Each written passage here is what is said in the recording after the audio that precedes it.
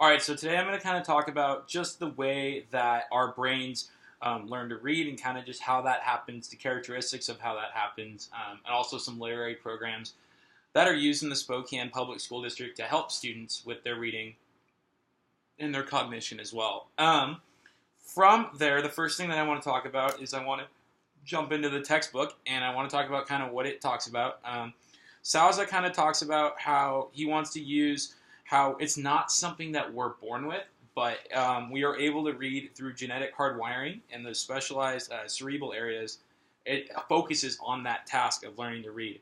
Another key aspect is that reading again is not a natural, ability. It's something that needs to be brought into us, and we need to learn throughout years.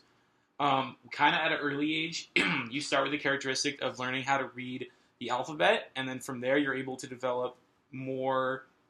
There's three neutral systems that develop those skills that will help us decode the symbols like the letters in the language, and then from there have that as a factor to help us read.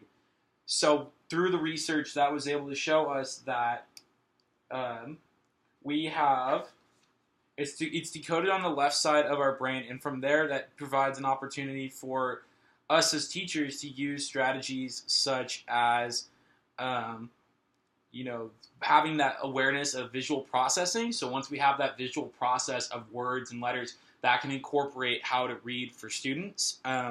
Another key thing is that helps the neuroscience aspect of learning to read. This according to the New Yorker. And it talks about how it is essential to use different phonic decoding as well. And that will help us as educators kind of push reading and guide students as well. And it creates a very specific teaching method for us as educators to have as well too, because students need to follow that path in order to learn to read. It also talked about how some students who struggle to read in an early age and might struggle with dyslexia can sometimes become stronger readers through an aspect called stealth dyslexics. And what happens is they have their prefrontal cortex ends up being able to analyze those words better. So to go back into the work that Spokane School District uses, it is a book called Journeys, and Journeys is written by it's a Houghton Mifflin Hardcourt Journeys 2014 for books K through 5.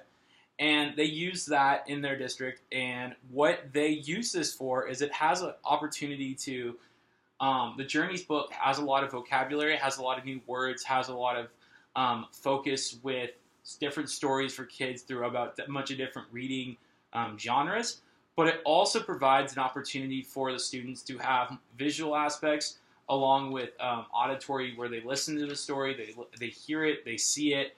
And that is helpful, and I've actually taught a couple lessons for reading as a sub, and something that's important with that is it provides an opportunity as an educator to help those learners who maybe need to see it visually in order to have that focus when they're reading the words all together, and then that provides an opportunity for students to succeed in the classroom. And then another thing when I look at when you analyze this program is that you got to understand that when I read more into it and I found some articles and I did some reading from the textbook, reading's not a natural ability, but our students are able to have that ability once it's programmed into them, and using something such as the Journeys, which provides that opportunity, which I've had to do, will help students have that integration into the classroom. And I think that once students can understand